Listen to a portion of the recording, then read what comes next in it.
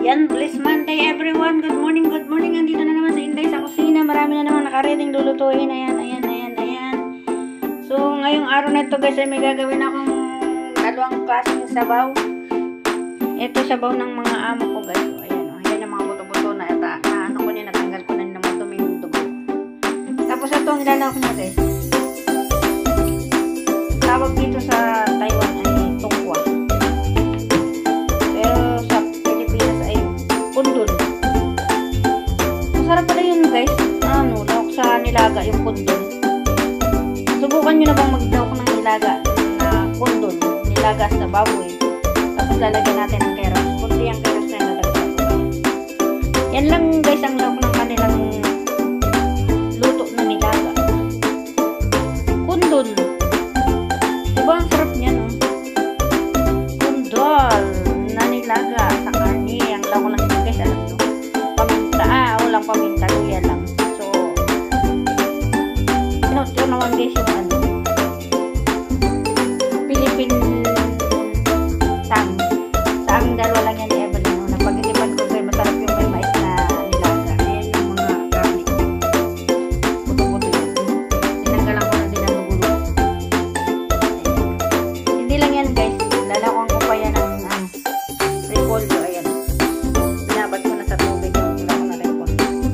So diba magkaiba guys. Magkaiba yung magkaiba yung sabaw ng Taiwan at saka mga Pilipino. Diba?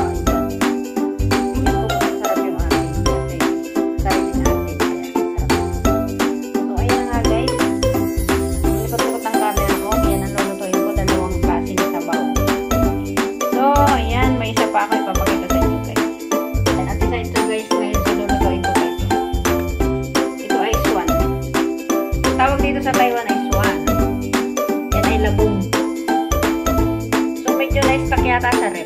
Kaya gagawin ko. Hindi ko sinalagay sa freezer. Sa rep lang. So yan ay akin makapuluan ng tubig para hindi maapoy. Tapos ayan. Ang lawak niyan ay karne. Kaunting karne.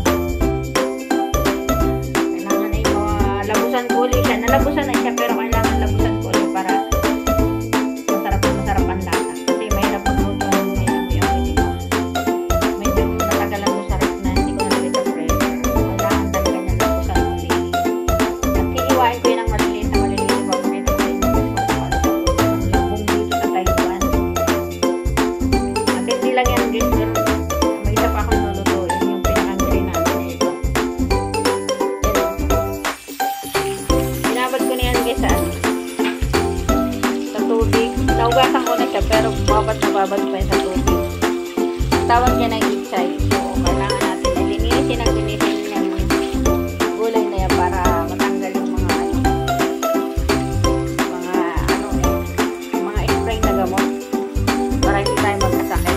So, ganun lang guys yung paparaan para maging malinis yung niluluto. Malinis na paghuhugas ng gulay. Okay? Ay, guys, naluto ko na yung pagkain ng mga Taiwanese sabaw. Nakulo ko ng may yung buto niya para malatang malata. Ilagyan ko na yung luya. So, ito na guys yung lawak niya na naliwa ko na yung tugwa. Tugwa ka. Medyo patakalin ko na kasi kumukulo yung buto-buto para maluto kami natin. Okay. At ito na yung kaibahan ng Pilipino sabaw. Walang luya. Sibuyas na yun guys. Kulo-kulo na siya. Pero hindi pa. Kailangan pa ko natin yung natin. Kailangan natin siya pa. Ito yung lawak niya guys. Maya-maya pa mag-ilit na. Buti pa magkaiba mag-ilit sabaw ng sabaw ng Pilipino. Pero sabaw ng mga Taiwanese. Sarap yung guys natin. Natutunan natin sa mga limunan natin. So wait na lang guys. Matutuya sa katapunan niya para matutuya yung natin. Ginawa nila ito. Ayun guys. Tingin ko lang ng kanyang kanti. Kaya rin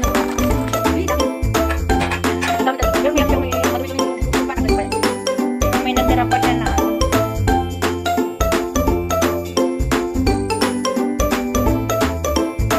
kailangan tanggalin natin. Dumi-dumi kasi yun guys. Yung dugo-dugo na maruming dugo. Kaya pag nagluluto kayo ng sabaw, tanggalin nyo guys.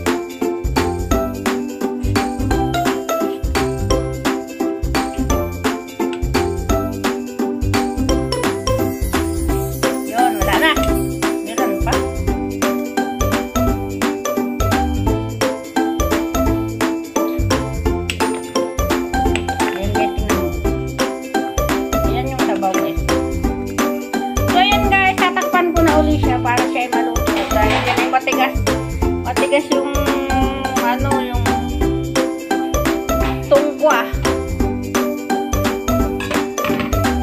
Okay guys. Takpan na natin yung sabaw ng Pilipino. Ay, ang sarap. Mamaya ko yung panghuli ilalagay guys yung repolyo. Kailangan palambutin ko na palambutin yung mais na yan. Tapos saka ko ilalagay yung repolyo. Alam ko yung karne, malambot na yung karne. Kaya kailangan matagalan pa yan. Matagal ko pa ilalaga guys. Niluluto ko yan sa mahinang apoy guys. Nilaksan ko lang ngayon.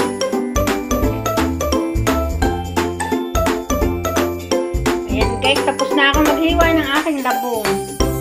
O, napansin nyo guys kanina mahahaba yung labong na yan. Hiniwa ko ng maliliit na maliliit.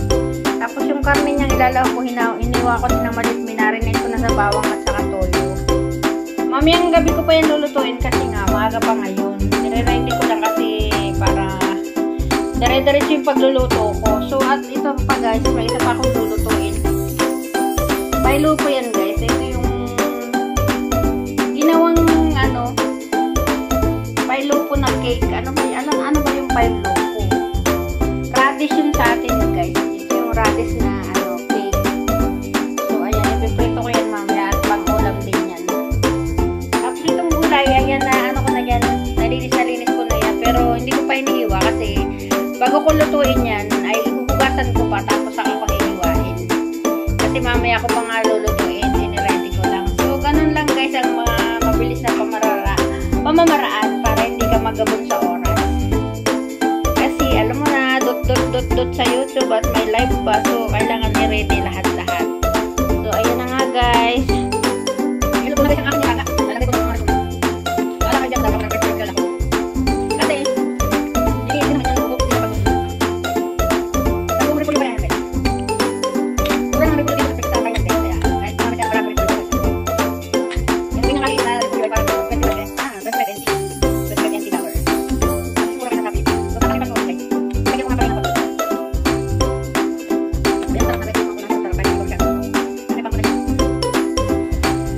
Guys, luto na yung sabaw ng aking mga amo, sabaw ng Taiwanese. Lalagay ko yan sa thermos.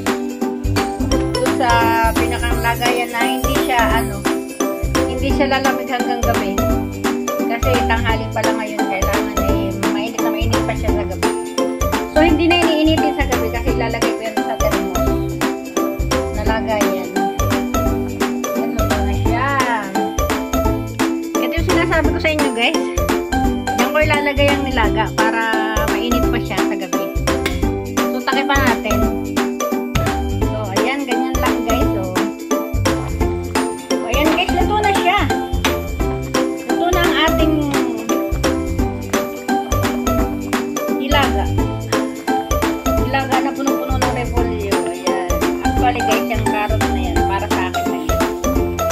Kasi, may nakapagsabi na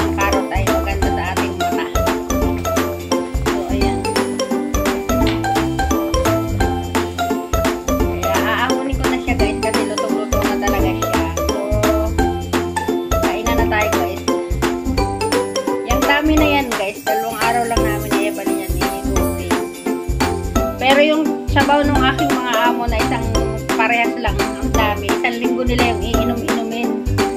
Ang galing no! Ganon sila katipid. Eh, mga Pilipino hindi marunong magtipid. Ayan. Thank you for watching sa aking mga sabaw. Ano? Ay!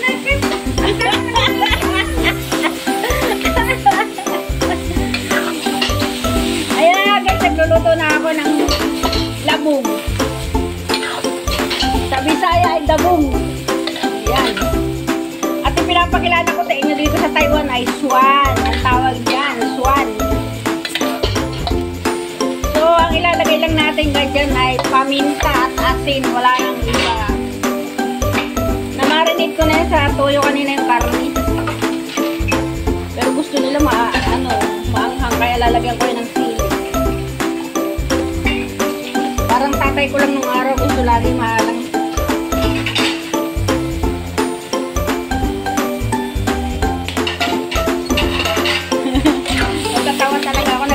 Hindi pala naka-open yung camera. Hindi pala naka-video.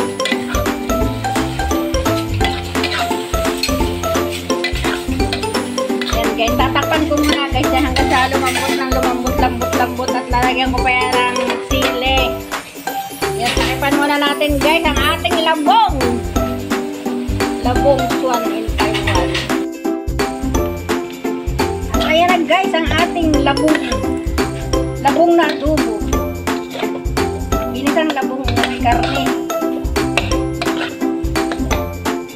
Luto na siya guys. Kating-kating. At saka medyo masarap talaga siya guys. Sa atin kasi sa Pilipinas, alam nyo guys, ang labong, nilalagyan lang namin ng ano yan, gata. Sobrang sarap na ginataan na labong. Lalagyan ng alimasag or tuyo. Pero dito sa Taiwan, ang labong, ginigisa lang siya sa karne. So, ayan, pero masarap na siya guys. So, sana may natutunan kayo sa pagluluto ng labong dito sa Taiwan. Ayan, ganyan lang kasimple ang luto dito guys. Ayan, ang lulutuin naman natin ngayon guys ay lupukaw. Sa hindi pa nakakalam kung ano ang lupukaw ay radish. Yan na yung radish na ginawang cake. Ayan, ang pagkakaluto niyan guys ay ano, maalat-alat siya. Kaya ipanguulam lang yan guys. Kaya pag nagtatanong kung ano ang lupukaw ay radish. Kaya kung gawin na dito katrabaho sa bansang Taiwan, pinapakilala ko sa inyo kung ano ang lupukaw. Actually, marunong na ako magluto niyan. Kaya pag uwi ko ng Pilipinas, magluluto ako niyan. Ang radish na cake. Ito, may natitira pa. Kunti lang naman niluto. Ito na yung paglalagyan ng paper towel.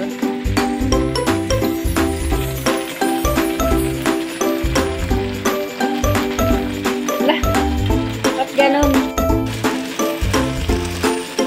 Ayan na guys, oh. Maluluto na. Last na, ano na yan. Last na batch na yan. Ito yung unang luto. Ang sarap. Sarap guys. Pag na, ano, nasanay ka na kumain ng mga lutong Taiwanese food, ang sarap talaga guys.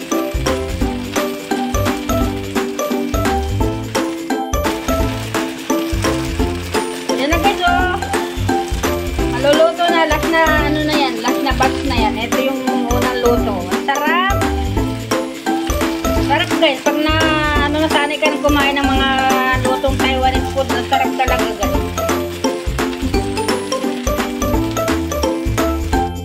Ito na guys yung last na lulutuin. Tataka kayo, no? Lagi na pag nagluluto ako, hindi mawawala ang green vegetable. Yun na yung nakakasanayan nila guys. Kahit may isda ka, may karne ka, kailangan may green vegetable. So, maganda yun sa katawan. Healthy food guys. Kaya, gayahin nyo guys.